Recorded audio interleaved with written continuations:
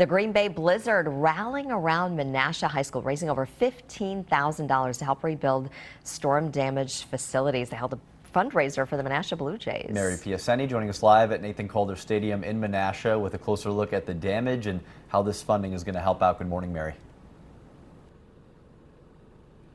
Nathan Calder Stadium has been home to the Menasha High School athletics since the 1960s, and as you can see behind me, that home looks a little different after the tornado just 2 weeks ago.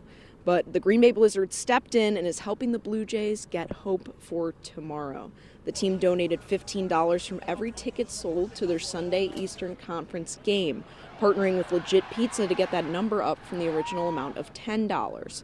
The Blizzard presented Menasha with a check during the game, money that will go towards rebuilding Calder Stadium.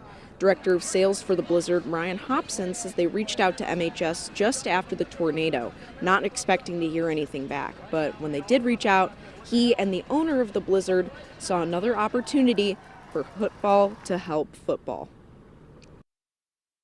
The emotions behind someone coming and saying thank you, although I appreciate that, my answer is always it's the least that we can do. We are in a position where we can help, so we are going to help.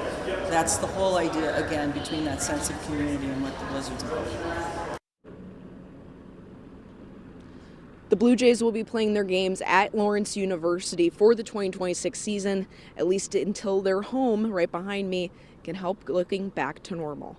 Reporting live in Menasha, Mary Piacenti, Action 2 News.